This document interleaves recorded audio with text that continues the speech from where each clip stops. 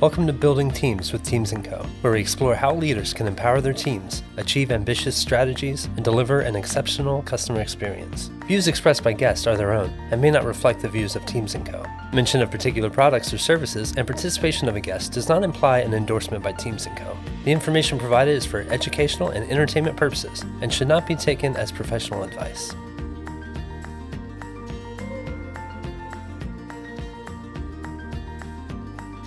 Welcome to this week's episode of Building Teams with Teams & Co. I'm Mike Vagelis, here with my co-host Tracie Eames and our awesome guest for today, Tracie Sponenberg, the Chief People Officer with the Granite Group. Tracie, welcome in. Thanks, Mike. Thanks, Tracie. I'm glad to be here. Thanks, Tracie. We're excited to have you here. Maybe we could kick off with you telling us a little bit about your work with the Granite Group and let our listeners know a little bit more about what you do each day.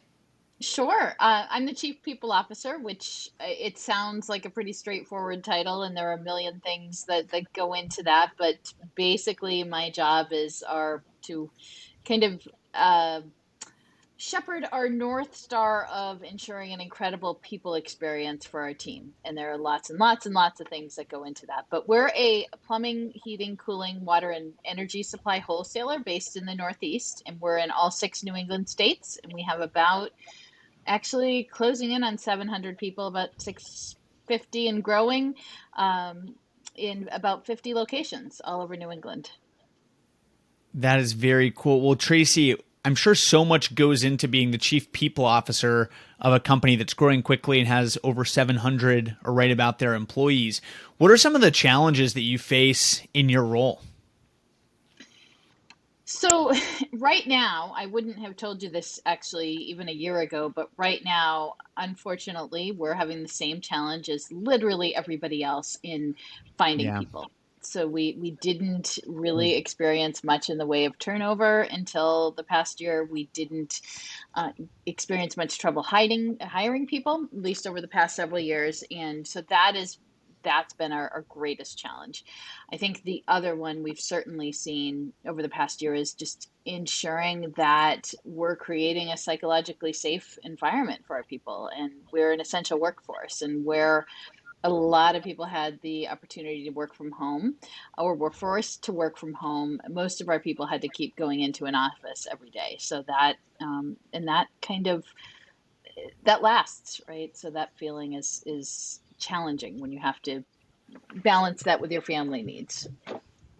Yeah, definitely. I think one of the things that, I think a lot of folks, to your point, it's obviously been a very tough year and a half, but also just kind of what happens next, right? And a lot of those key decisions, I'm sure you and your team are, kind of involved in and leading the charge on. So what are some of the ways that you're taking that into account for your team and saying, hey, we know that this year has been incredibly difficult.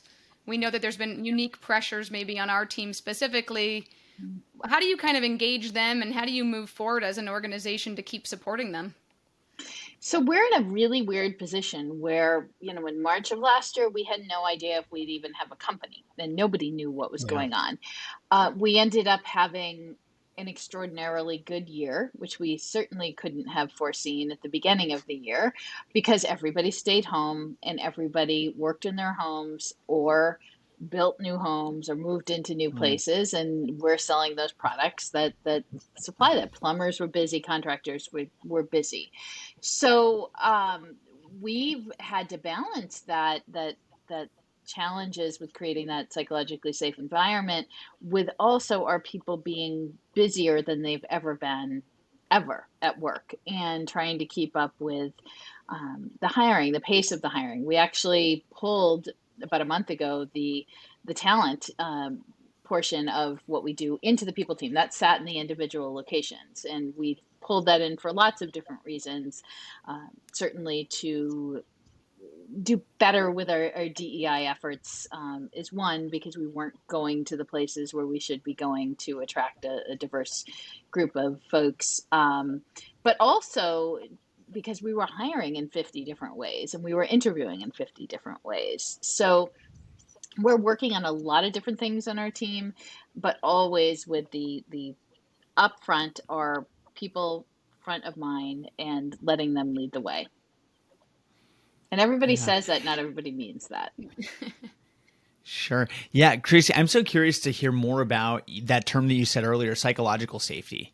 And I'm sure that there are a lot of employees that had roles that required them to go into physical locations and maybe they weren't as comfortable doing that. How do you balance those priorities of obviously you need to run the business, but then also create a safe workspace for your employees?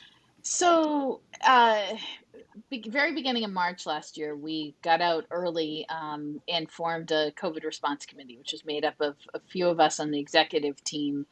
And we saw the need to figure out what the heck was going on pretty early and reassure our people.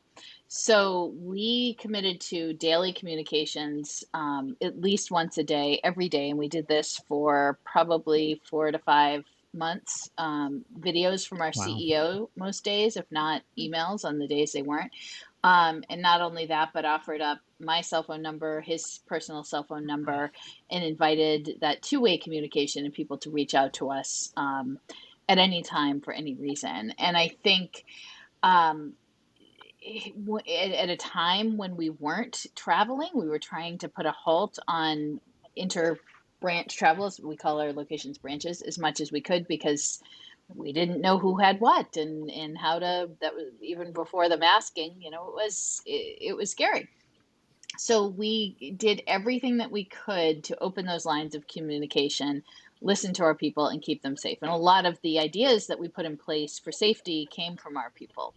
And we got them very, very involved super early on, including having one of our people recommend a seamstress that we commissioned to sew 1,200 masks before masks were Wow. widely available. And um, putting up plexiglass barriers and making them and putting barriers in front of where we stood and our customers, which these are all ideas that came from our people. So I think as companies, we're going to do the best if we, and this is a novel idea, actually listen to our team members.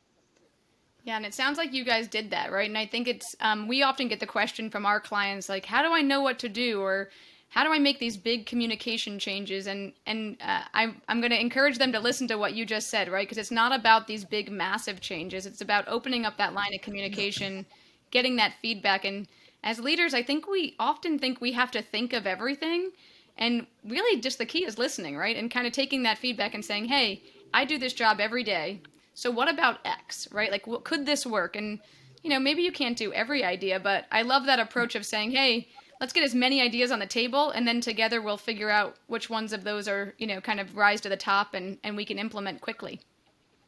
And not making it a big deal, not making it, oh, this person had an idea, so here you go, here's $100. Just there are thousands of little ideas every week that come out of our people that are extraordinary, and everyone can have a chance to make a change. And we function in a very team-based way. Our locations are very small and very team oriented.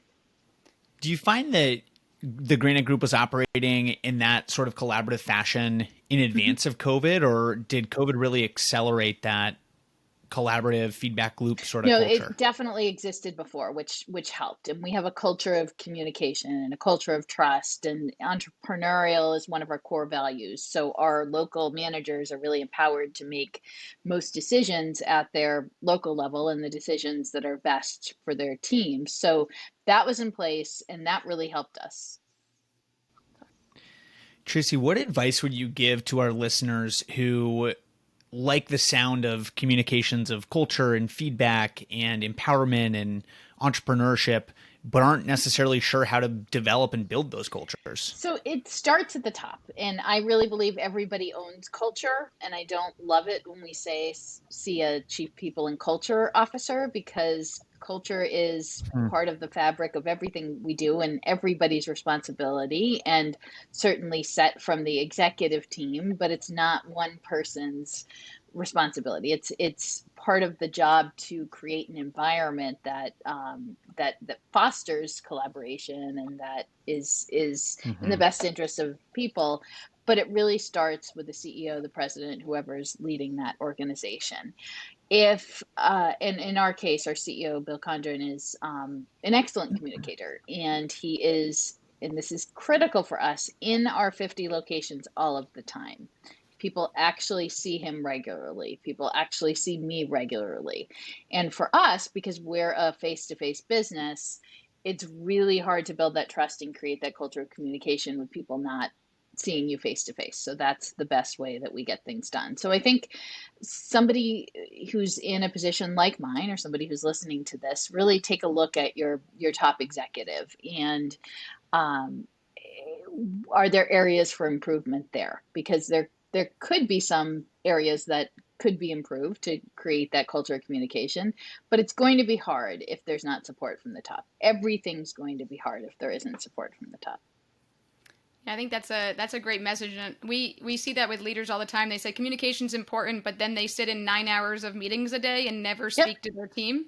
And we get that, right? Because if you're at the senior manager level or director level and you're expected to be in these meetings, and that's what's coming from the top, and you don't have time to speak to your team, it's hard to build those channels, right? And so we work a lot with teams to say, okay, how do you get out of that, right? Like, how do you make an hour or have coffee meetings early in the morning, or just kind of make that time for your team, because that, as a leader, is really your most important job. Your most important job is leading your team and empowering them to kind of get to the next step, right, in their careers. And so just love hearing that, and love hearing that you guys are out and seeing the team. And when you couldn't be, you were taking their phone calls and sending the daily messages. And I imagine sending a daily video message is quite the lift in terms of effort, but really proves to your team that they matter and that you want to have that communication.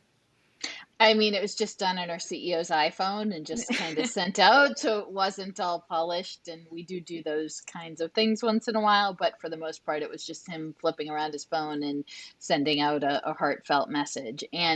But the most important thing with that is everything that we knew, our team knew. So every piece of information we had, when we had our first COVID case, we, as our COVID response case, and this was extremely early on when we had the media calling, when it was a big deal, and it was one of the early ones in the state. And we got together, we got a communication together. We had, and we had our people notified within probably about a half hour of us being notified. So once we figured everything out, and we had a statement on our website within about an hour. So if we know something, our team's going to know something, and we pass that on. That goes for things through COVID, that goes through new locations we're opening, that goes for just about everything. Yeah, that transparency is really important with your team, especially in times of when there's a lack of knowledge generally, right? If we're all that was obviously, COVID is something that none of us knew really what was going on all the time, right? We were all learning together. And so having that transparency, I'm sure, made your team feel like, okay, we may not know everything, but we're in this together. And if we're in this together, we can make that work. So I know this is a big change of tact, but you said something, and I really don't want to miss it, which is that you centralized kind of the hiring process. And I think for a lot of teams, this is one of those pain points that we don't talk about a lot. And so I'm kind of secretly glad that you mentioned having this happen at your organization, which is, I think that can feel to the local teams sometimes like, oh, why is this being taken away from us? Yep. It can feel like from, the headquarters, like, oh, we have some real reasons why we want to do this, right? Then they're valid reasons. How did you and your organization kind of handle that, right? Because it's a delicate balance of saying, hey, we're not centralizing this because we don't think you know how to do it. We're centralizing it for these completely different reasons. But we also need to kind of have that conversation in a real way so people know that and know the why behind it. And just be great to hear a leader talk about that, because it is a sensitive topic that a lot of big organizations go through as they grow. Yeah, and it was something that I walked into the company going, "What, you mean hiring doesn't sit in HR? That's crazy." And then when we were smaller, we're double the size as we were when I joined, and when we were smaller, it worked pretty well. And so it's something that I've always wanted to do, but we baked it into our strategic plan last year. And so we had the resources, the support, we had a team who was championing it. So we communicated a lot about it. We talked a lot about it, explained how it would go, worked through with members of our team what that would look like. And how we positioned it was as as help. And I don't think I have yet to run across, and Jeff, our head of TA, just started about a month ago, but I've yet to run across with one of our managers, who's unhappy about it. Of course, we haven't completely pulled it in. We pulled in our hot spots, and then we just got a new applicant tracking system, and then we're going to drop everything. All of a sudden, it's going to pull in. But so we positioned it from, this is a resource for you. We're going to help you, and you're not finding people. We can find people, and here's what we're going to do. We're going to create the ads that are better. We're going to eventually pull candidates in instead of waiting for them to come to us, and it's going to be your hiring decision, but it's a guided hiring decision. So we're a largely male workforce. We're a largely white workforce. And when you have largely white male managers, they're hiring largely white males. And so that was only one of the reasons, but it's a very important reason. And for us to really be a diverse, inclusive culture, we had to make that change. We absolutely had to make that change. Yeah. One of the things that I think is just a fascinating topic, and I definitely want to dig into more the impetus to drive a diverse and inclusive culture. But before we do, it seems like we're hitting sort of a broader topic of there's a growing organization that needs to implement policy and procedure in order to drive efficiencies and make the organization run better. How do you balance the need for efficiencies in setting up those policies and procedures without well, people in general, I find, don't love policy and procedure, right? They say, "Oh, I find Neither do I." Yeah. So how do you balance the tension between the need for efficiency and the desire not to stifle innovation or creativity with too much governance?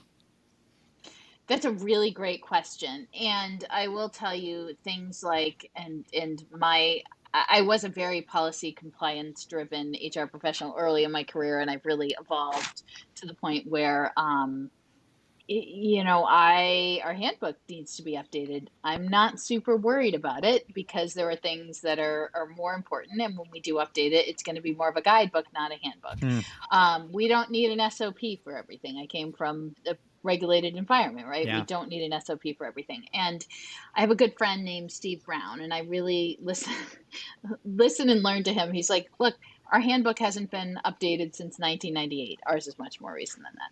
Our handbook hasn't been updated since 1998. I don't care. We do the right thing. We treat our people well. And while that may be a more extreme example, we treat our people well. There are things that require governance, but we aren't actually a regulated company in a large extent, and we're not a super policy-driven company. We have to have processes for certain things, of course, because that helps people. Yeah. But we're not super governed and regulated, and that comes largely from our CEO. It allows us to operate a little more nimbly than we would otherwise. Tracie, I think that's such a helpful response, and something that I think recognizing that there is a tension, recognizing that you've made a conscious decision to operate in a certain way with good reasons is something that our listeners can really learn from, right? You don't have to be crazy policy procedure driven. At the same time, there is a need for some governance in order for any organization to operate efficiently. But I want to go back to the strategic plan that you had mentioned earlier and the need to drive a diverse and inclusive organization, recognizing that a certain demographic is likely to hire people that look and think and sound a lot like them. So what was the driving spark to say we need to change that, and we are going to put intentional design behind changing it? So I think, like a lot of companies, we were sort of asleep at the wheel. We figured, well, we treat people well. We have people from all different areas, and people who look different and who think different and who have different abilities. But we weren't being intentional about it. And then after George Floyd's murder, I had a Black woman friend of mine, reach out and basically say, you are to a bunch of her friends who are white, you have a voice and you need to use it. And your black friends are in pain. And I really didn't think much about my silence and or lack of being intentional about creating a diverse and inclusive workforce. I didn't think much, and then I did. And we also have a weekly, um, what we call a rebels group that was monthly. It was a lunch group. It was local. We pivoted to weekly on Zoom during COVID of folks in New Hampshire who think people first. And at that same time, we looked around and saw that we were all white women. And so we put out a call on LinkedIn and just basically said, we want to learn. If you want to listen or educate, join us. And so we had people from all over the globe join us. We had about 30 people in that call, and we've since had guest speakers, and we've created a group, a wonderful group. And I just had the call earlier today of people who look differently from all over the place, all different kinds of jobs in the people space. And we all challenge each other to think differently. So when you look at it like that, so I went on my own personal journey last year. It's a daily journey. When you look at it like that, you can do amazing things if you create a workforce, if you create some kind of group, some kind of team with people who aren't just like you, people who look differently, who think differently, who act differently, who love differently, as my friend Kayla Moncayo says. That's how the magic happens. And that's how you create an incredible company. And that's how you create a successful company. And there's a lot of metrics around that. So we're not doing it for the business success. We're doing it just because it's the right thing to do, to be intentional about it. Yeah, and I think this past year, starting really with George Floyd, but I mean, so many different acts that happened. So much.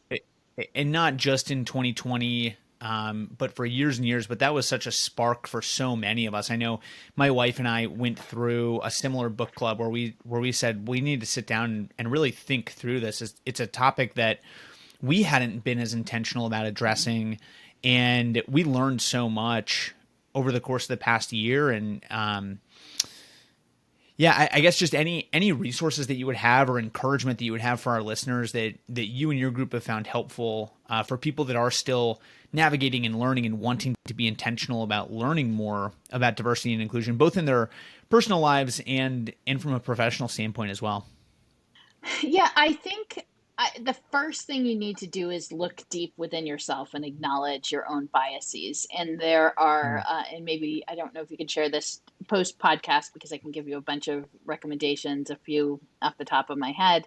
How to be an anti-racist is one that comes top of mind. Biased is one that comes top of mind. And there are many, many, many others. There are podcasts. Iko Bethia, who works with Brene Brown, has done some incredible work. There are people like Madison Butler on LinkedIn who's doing incredible work. So there are a lot of people to learn from. So I think I'm a white woman, if you're listening to this, and I first had to take a look at myself and acknowledge my own biases. And this goes for not just race, but for, this month is Pride Month. So for acknowledging biases across the spectrum of the LGBTQ spectrum, and then applying that to the workplace. And are we creating an environment where people who aren't like me are going to feel safe? And not only that, but feel like they belong.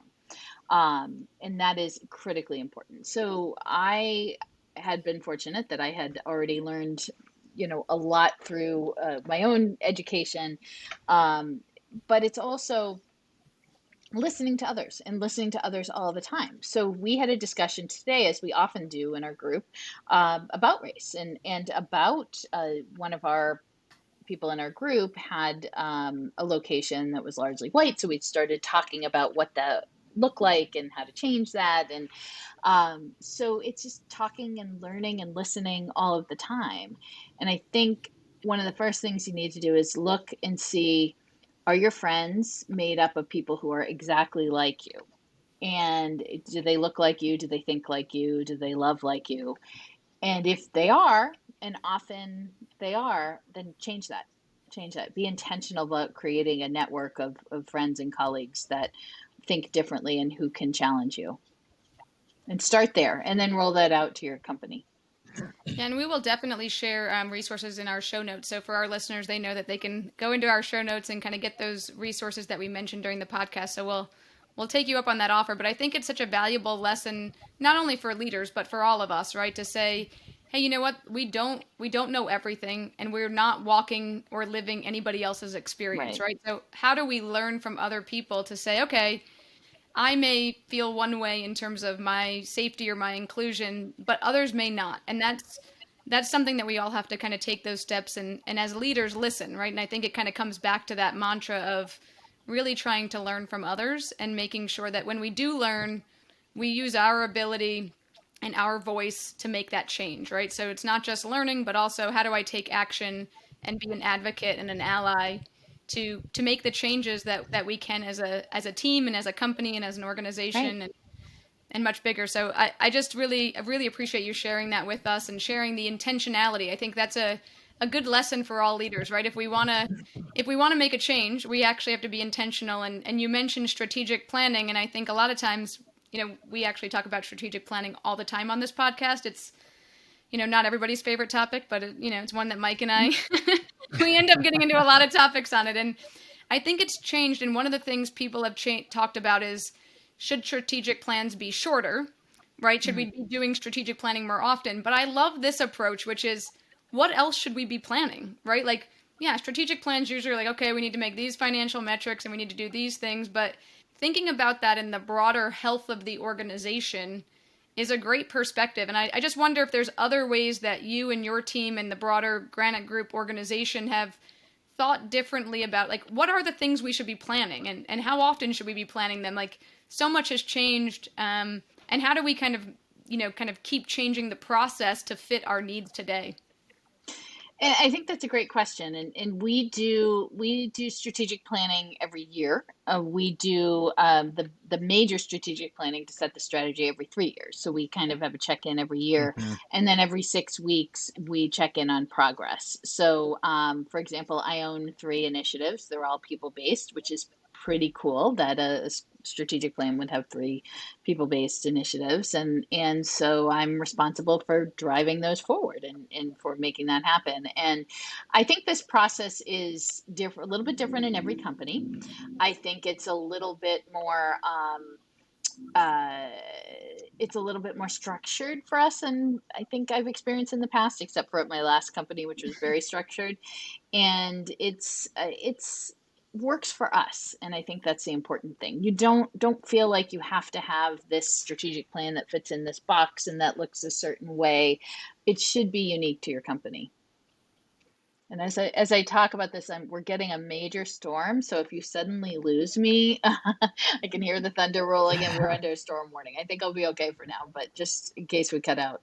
All right. Well, we'll definitely check in on you. So Yeah. Yeah. One thing, Tracie, that's come through in a couple different ways throughout this conversation has been a focus that you have personally, and it sounds like the Granite Group has organizationally, on intentional introspection and stepping back and taking a look in the mirror and saying, who am I? What are the things that I care about? Where do I need to work on myself personally? And then organizationally, having a commitment to saying every 6 weeks, we're going to check in, do a self-assessment, and see where that lines back up to the strategic plan that we do every year and then every 3 years. I just think that's a really important point for our listeners, and would love any reaction that you have to the self-reflection processes that you have both personally and then that you've worked to implement within your organization. Well, you make it sound much fancier than it actually is. I think it's I think part of our job. Yes, it sounds so great. I'm like, wow, I'm going to use that.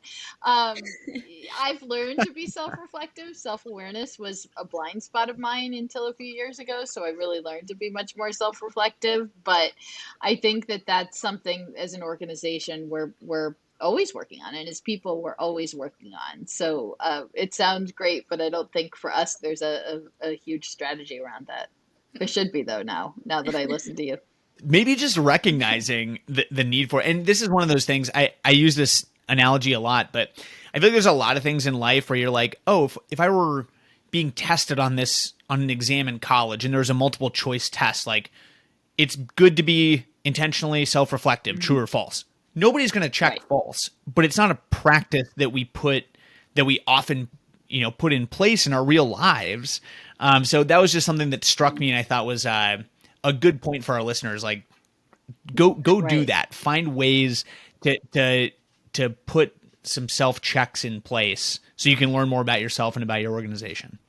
Yeah. And ask for feedback as much as you can from as many people as you can. Yeah. And that's something that's challenging, but very important. And back toward our last topic on DEI, it's uncomfortable, but growth only comes from getting uncomfortable. Yeah. And that goes for everything. Well, I'm going to take this opportunity to ask potentially one of the most controversial topics in all of HR and business, which is we hear it a lot, right? We talk about culture, we talk about people, and people always say to us like, well, my business still has to grow. So how do I make sure that I'm doing these things? But if I focus all my time on HR and on, employee engagement, are we going to grow, right? There's this myth out there that we find a lot that, culture and growth are dichotomous kind of thoughts, right? And what we always say to people are the things that you have to do to grow your business are the same things you have to do to create a healthy culture, right? Feedback, innovation, communication, these are all important to both. So as a people leader and a chief people officer, want to kind of bring you into this hot topic that we always get asked, which is obviously the Granite Group is growing and growing quickly, and they're also very focused on people. So how do you find that balance, and how do you work with business leaders to say, hey, we're all on the same team here and we're all trying to grow, and these things don't have to be competing priorities? I think that's great. And I love that we're talking about this. And I think that when you think about culture, I think that at least the way we used to think about culture and the way we saw in a lot of larger companies and a lot of famous companies and a lot of tech companies, where culture meant free food and free beer and a game room and a yoga room and, free tickets to sporting events or what have you. So all things that were actually designed to keep people at work for longer and make them feel better about being on site when they should be home or doing other things. And that's kind of where culture, or the term, culture being a cool culture, a good place to work, kind of where it started. And we do enter these contests, and I still read things about, like, once in a while, do you have free food? Do you have this? And that being a measurement of a good culture. And that's just wrong.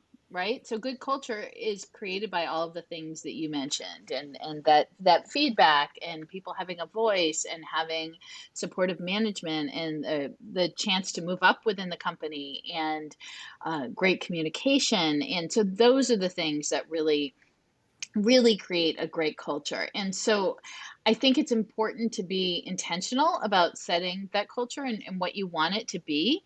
But really, when it boils down to it, having a great culture is like just being a good human being. I mean, if you're a good human being and you treat people well, you're going to create a great culture, and then you can set the intentionality from there. But it's not as complicated as we've historically made it out to be. Yeah, I agree. And we're gonna talk a little bit about Disrupt HR, because I know we've both kind of done those presentations, and I'd love to hear your thoughts and kind of things that you've learned. But we often talk about that, like, I think somewhere along the line, because we're all busy, right? So this is my theory on this, which is we're all busy. So we're like, we heard employee engagement, and then we made a checklist, right? Like, got to get a ping pong table, got to get this, got to get that. And like, it became an action item versus, to your point, just how would I want to be led, right? Like, as a team member, how do I want my boss to treat me? How do I want to treat others? And just kind of doing the day-to-day work to build that communication and build that camaraderie. But I think somewhere the checklist became more of the focus than the actual result, which is, hey, if we all enjoy working together, we're probably going to do great things because we enjoy each other's company. We have that open communication where we can have a healthy dialogue. we're going to come to better solutions because we have that debate and we have that feedback loop. And so anyway, I appreciate you letting me take you down the road of one of the bigger debates that we always hear. And sometimes we're our own worst enemy in HR. Yeah. Sometimes we're creating these challenges that may not actually always be there. But I would like to hear your feedback. So I know that we were chit-chatting a little bit before the podcast. This is a total side note for our listeners and maybe way off topic from anything. But Tracie, it does a lot of presenting, a lot of speaking. And one of the things we've both done is speak at Disrupt HR, which for those of you who don't know the format, it's a 5-minute presentation. And I might get this a little wrong, but I think it's like 15 slides or 15 seconds a slide for 20 slides. And one of the things I was saying before we got started is the reason I loved it. My career, as the listeners know, has been mostly in marketing and sales. So lots of presentations, right? You make like hour-long presentations all the time, no problem, stand up in front of a crowd. The unique thing that I found about a 5-minute presentation is you have to have priorities, right? Like you spend most of your time cutting things out versus putting things in. And I just loved that exercise. I loved the exercise of like, what is really the most important thing I want to say and I want to have a dialogue about versus, oh, how many slides can I make? So I would just love to hear kind of what you learned through that process and how it like, you enjoyed it. I love it. So I co-organized the one in New Hampshire. So probably 4 years ago, I got a call from my ADP rep and it's like, we have this chance to sponsor this thing called Disrupt HR. Have you ever heard of it? Like, yeah, I had been following it for a while. I watched a bunch of videos and really admired Jennifer McClure, who's since become a friend, and she helped co-founded the whole movement. And so anyway, we put it together. We did our first one 3 years ago. It was so needed and went so well. It was so needed because it's Disrupt HR. It's meant to shake up the world of HR and get you to think. And I've presented 3 times. I did 2 in New Hampshire and 1 in Boston, which I don't organize. But as we talked about pre-meeting, I'm an introvert. And so speaking is harder for me than for a lot of people. And I've gotten better at it. And Disrupt HR is the hardest thing I've ever had to do. And that's why I loved it, because I did it. I got up there and I did it. The first time I almost threw up. I don't remember it at all. One of my slides skipped, so I had to figure out how to do that. It was just a technical glitch. But I loved it. I loved the feeling of, like you said, trying to kind of make that magic happen within that 5 minutes. And you also have to try to make it funny, which isn't easy. And funny story, when I did my Boston one, that was the end of 2019, we did a run through and mine was funny. I had some swears in it because that's how I talk, and I had toilets and all kinds of things, but it had a message. And we're scrolling through all of the presentations, and I said to the organizer, I was like, oh no, is it okay that this is funny? Because it was all like super serious. And it turned out like toilet jokes were just what people needed like midway through the whole event. So it all went fine. But it's still one of my favorite things to do. It's a fun event. It moves fast and it's great. I love it. Tracie, I can't let this conversation go and just skip past the jokes. Do you have any good ones that are still top of mind? Well, I still can't tell a joke. So when I say joke, I literally can't tell a joke. I cannot tell a joke. But I can try to be funny. And so, one of them was, things I don't know I can say. I had a few things that I said, but, we had a toilet. I had a $7,000 toilet. We sell toilets.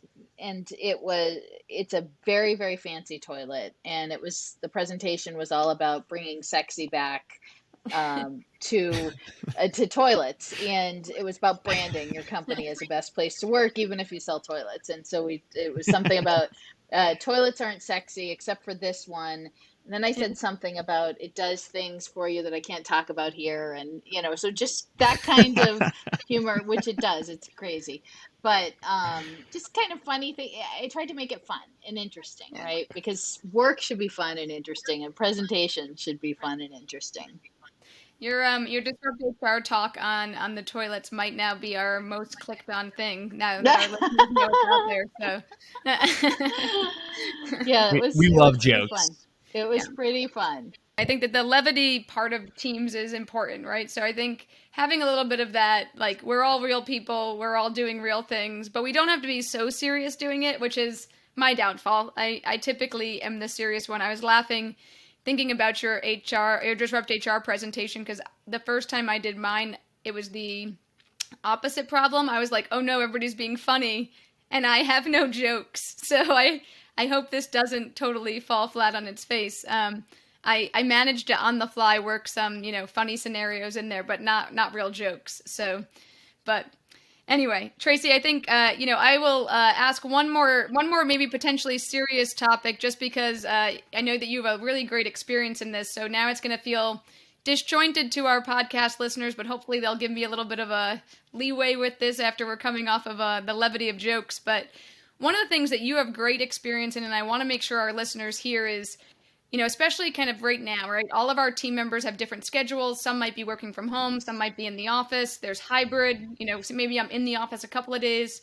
You also in your role have a company where people may be hourly, maybe salaried, maybe part-time, maybe contractors.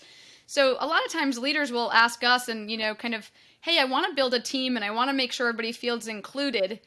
But how do I do that with various schedules, with various locations, like the constraints that may be within different roles? So, not everybody's working the day shift from 9 to 5. Some people are working at night in a different time zone.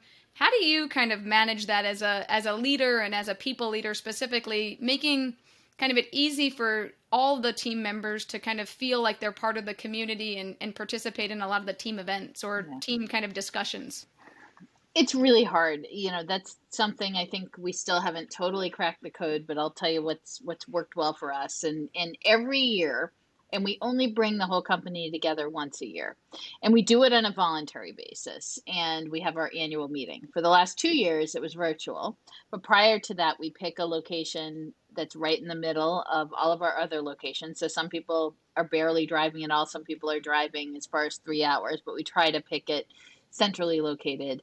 And then we do a big dinner. We do a kind of state of the company. A few years ago, we added in a lot of fun elements. One year we did a trivia contest, and then we give away a whole bunch of prizes. A couple years ago, we added in a charitable component where people could put together the bags for kids who are in foster homes, and just, so they'd have a blanket and a teddy bear and things like that. And we usually have 70-ish% of our team go.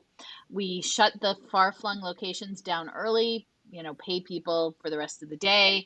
And then again, it's totally voluntary, and it's just our team members coming and getting together, and people love that. So that's kind of our one event that we will continue forever, because it's one of the best things we do. And we kind of share a state of the company. We usually have a funny video that we've made up and a few jokes, and make it a couple of hours, free food, free drinks for a limited period of time. And it's been great. We do usually in normal years, several customer events where most of our people in our locations come together and get to see others from their locations. And then either by region or by location, we tend to do events there. And that's because we are so dispersed that it's really hard to do that. So, but the key there is, asking people and not assuming. So not everybody wants to get together outside of work. So are there things that we can do within the workplace, right? Like, I don't drink. So the amount of, virtual wine tastings that I've been invited to is crazy. So you have to kind of know your audience, right? What do people like? And for the most part, our teams do that really, really well. And then you find other ways. So if we can't physically bring people together, can we virtually bring them together? So, we do things as a people team. We have now virtual benefits orientations that we started last year that actually went really well. We found that people like just getting on camera and chatting with other people all around the company. And so we're still figuring that out. But I think the key is listen to your people. Don't assume, like really ask what they want to do. Some people just want to go home at the end of the day and spend time with their family. Some people want to hang out with others after work. Some people are totally game to do something, but only if it's during work hours. So I'm a big fan of keeping it to the work hours. And definitely personalize it for your people. That's awesome. Well, I don't think I answered that, but it's hard. That's one of the harder things that we're still trying to crack. No, I think you answered it, and I think it is hard, right? And I think that alone is what our listeners need to hear, right? I think a lot of times people come on podcasts and they're like, "Oh, I've got all these answers," but the thing that we often shy away from is like, no, it's really just it's genuinely hard, right? It's hard to be a leader. It's hard. It's hard things that we try to manage every day, and I think recognizing that and saying, "Hey, I don't have all the answers, but I'm going to ask my team." And we'll figure this out together is probably the best advice we could give somebody, just in terms of there is no magic bullet, right? These are some difficult things, and to your point, I've seen organizations that I've worked in handle it different ways as well, right? Like maybe they'll do, they'll bring in lunch or dinner depending on the shift, right? Like what time of day it is. They'll bring it in, and then people have like an extended time where they can just sit around and chit chat and kind of have that together time, but it's not outside of the work hours. I've seen leaders do early morning coffees, but also do after work, kind of appetizers or something, and do if oftentimes I think for the leader, it means you have to go that extra mile and be available a few times during the day and different times of the day and different days of the week. And that's what's required. But I think that's really important to make everybody feel included and kind of get that feedback. So I think your answer was great. Yeah. And don't overthink it. Sometimes we're inventing problems that we don't have, and it may be a much simpler solution than we're thinking. I think, and Tracie, I've got your LinkedIn pulled up right here, and one thing that's peppered all over, and I think it's amazing, is people first. And it's not employee first or contractor first or introvert first or extrovert first or morning person or evening person, but finding the opportunities and the ways to make yourself available, to Tracie's point, for the people in your organization and seeking to serve them and put them first is something that's come through loud and clear throughout this entire conversation. But especially going back to, I think, Tracie's specific point, and something that I would say comes through, again, just loud and clear for you, is people first. Seems to be a really huge priority. Yeah, it's and I actually fully embrace this because of my CEO, who truly leads people first. And his reason for having the company, and he's the owner, is to create a dynamic growth engine for our people. It's not to make money for himself. It's not to serve our customers. It's creating a dynamic growth engine for our people. And we don't have enough time to go into all of this, but there's lots of ways that we do this and how we do this and how we promote people from within. And we almost never hire managers externally, and how we create opportunities or grow organically. And it's really, really pretty cool. But it's pretty simple. You put your people first. You just put your people first. And everybody says it, few people actually do it, but we're really trying to do it. Well, I think that is no better way to end the podcast than on that note. So Tracie, again, can't thank you enough for spending your afternoon with us. We're excited to share your story with our guests, and we'll share all the links in your show notes. But we also, now that you've teased us with this another piece of information about how you put people first, we might invite you back again. So if you get another invite, you'll know why. It's because you said that you have this whole other piece of information to share with us. So thank you. Well, thank you, Mike. Thank you, Tracie. Appreciate it. It's great to see you, Tracie. And before you log off, make sure that you give us a thumbs up, a comment, and be sure to share us with your friends, family, coworkers. We'd really appreciate it, and know that this message in particular is going to resonate with a lot of people. So please go ahead and share it, and we will see you next time. Awesome. Thanks, everybody. You've been listening to Building Teams with Teams & Co. To learn more about the latest thinking on how to empower your team to deliver exceptional results, or to book a consultation, please visit us at teamsandco.com or follow us at LinkedIn, Twitter, and Facebook.